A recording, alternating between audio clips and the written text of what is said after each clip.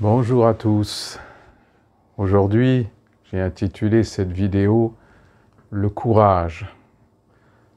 Le courage d'être soi-même, le courage d'avancer sur son chemin, le courage de ne pas laisser l'ego diriger notre vie, le courage de se libérer de notre personnalité, le courage d'avancer vers le destin de notre âme.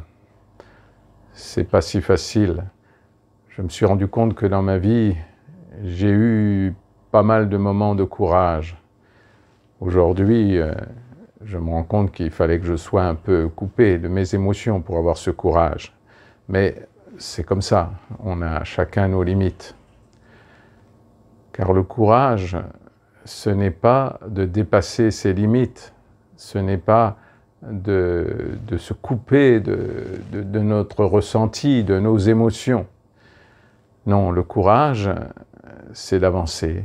Le courage, c'est d'être le plus possible dans le destin de son âme, c'est-à-dire dans ce que nous avons à donner, ici, aujourd'hui, sur cette terre.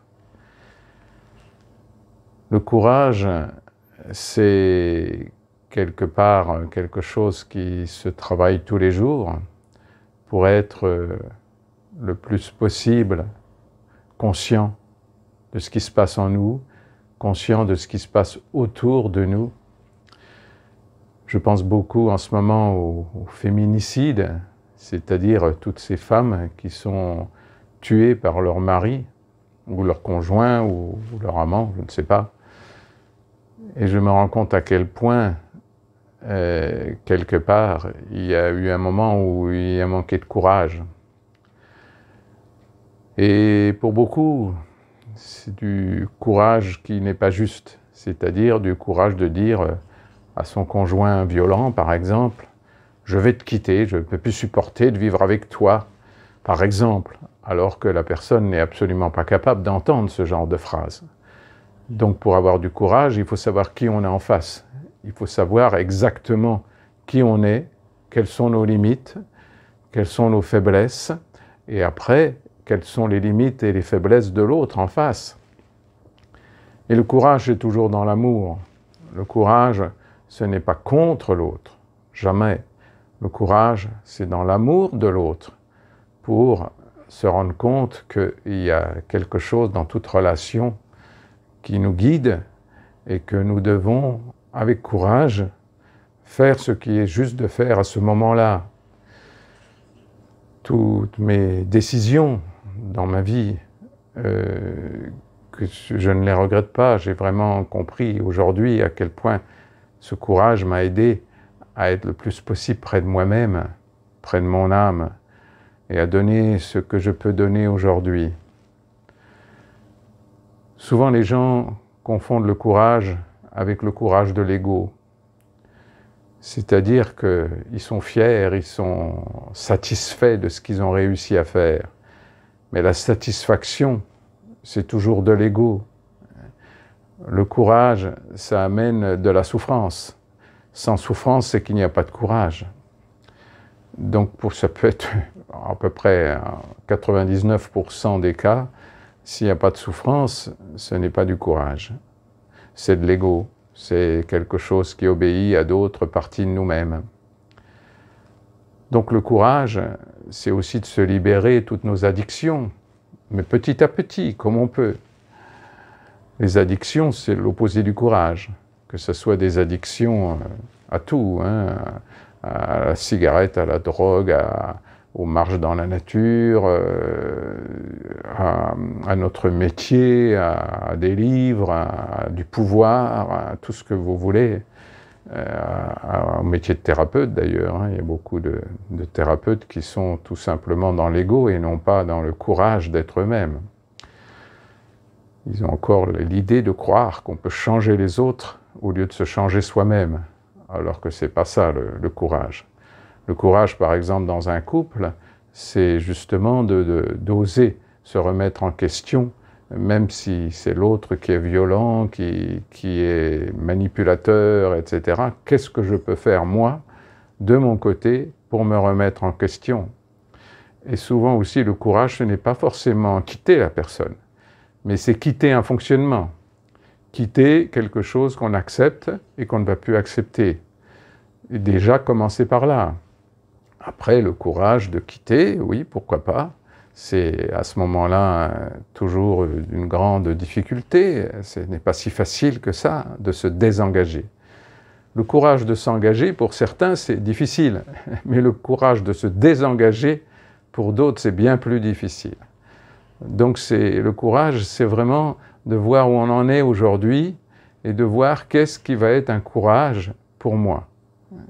Ce n'est pas mes faiblesses, c'est juste avec mes faiblesses, qu'est-ce que je peux faire un petit peu au-dessus de ma limite aujourd'hui pour que mon courage m'amène à ce chemin de vie que j'ai inscrit au fond de mon âme, qui est de donner, donner, donner aux autres, à mon entourage. Et ça peut être des choses ultra simples, comme faire la cuisine, comme mon jardin, comme donner de la tendresse, comme oser faire des actes ou des gestes d'amour que je ne sais pas faire d'habitude, par exemple. Donc le courage, ce n'est pas dans les mots, le courage, c'est dans les actes. Les mots, c'est un piège. On croit qu'on a du courage en osant dire à quelqu'un « je ne veux plus que tu fasses ça » ou « je ne veux pas que tu continues à vivre, se comporter avec moi comme ça », etc. Tout ça, ce n'est pas du courage. C'est une sorte de lâcheté, mais de lâcheté sans jugement, de lâcheté de se dire que c'est l'autre qui doit changer. Alors que non, si l'autre est tel qu'il est face à nous, c'est que nous avons besoin de quelque chose à apprendre pour notre destin. Donc, quelle est la leçon que j'ai à apprendre? Quel courage je dois avoir face à cette personne? Ce n'est pas à l'autre de changer, c'est à moi de changer face à l'autre. Donc, après, on fait ce qu'on peut, hein. On n'est pas obligé d'y arriver. On est juste simplement de ramener la responsabilité de nos limites à nous-mêmes et de voir dans cette responsabilité qu'est-ce que notre âme demande, quelle étape je franchisse, quelle épreuve je franchis pour arriver à être beaucoup plus près de mon âme et donc près de ce que j'ai à donner dans cet instant sur Terre, etc. Ça peut être que de la tendresse, ça peut être des choses ultra simples, un mot, quand c'est un mot d'amour, bien sûr, un mot de tendresse, pas un mot pour faire changer l'autre, ou un mot de violence, ou un mot de manipulation. Voilà, c'est vraiment de comprendre que de passer de l'amour du pouvoir au pouvoir de l'amour, c'est vraiment ça qui peut nous amener à être vraiment dans le destin de notre âme. Donc, du courage sans nier nos faiblesses, sans nier nos lâchetés que nous appelons des lâchetés, mais qu'il ne faut pas appeler des lâchetés, c'est un jugement. Hein. C'est juste, aujourd'hui, je n'étais pas capable de faire autre chose que ça. Oui, à partir du moment où on accepte ce phénomène qu'on pourrait qualifier de lâcheté, automatiquement, on peut enclencher la partie courage. C'est-à-dire que je suis comme ça aujourd'hui, qu'est-ce que je peux faire sans me violenter, mais en faisant un tout petit effort pour voir si je peux franchir quelque chose d'évolution au-delà de ma, entre guillemets, lâcheté. Et je le répète, ne prenez pas ça avec un jugement. On est tous lâches à un certain moment, de toute façon, donc c'est normal. C'est juste de quoi faire quelque chose avec ça pour avancer dans ce courage, le courage d'être soi-même, le courage d'être dans la joie d'exister, dans le bonheur d'être dans la vie, de vivre ce que l'on a à vivre ici, sur Terre, et sans jugement, simplement quelques éléments de courage à certains moments. Et souvent, 10 ans après, on se dit « Mon Dieu, quelle chance j'ai eu d'avoir ce courage-là, aujourd'hui, hier, avant-hier, il y a 20 ans, etc. » Et c'est là qu'on voit que finalement tout est tracé dans notre destin. Voilà, j'ai essayé, on va voir si je ne sais pas si ça passe ce message que je peux vous donner du courage, mais pas du courage de l'ego, du courage de l'être, c'est-à-dire du lâcher-prise, c'est-à-dire de l'amour, et du courage dans l'amour, toujours dans l'amour. Voilà, je vous remercie de m'avoir écouté aujourd'hui et je vous encourage à avoir du courage. Et plein de tendresse à vous et toujours du soleil dans votre cœur. Au revoir, je vous aime. Au revoir.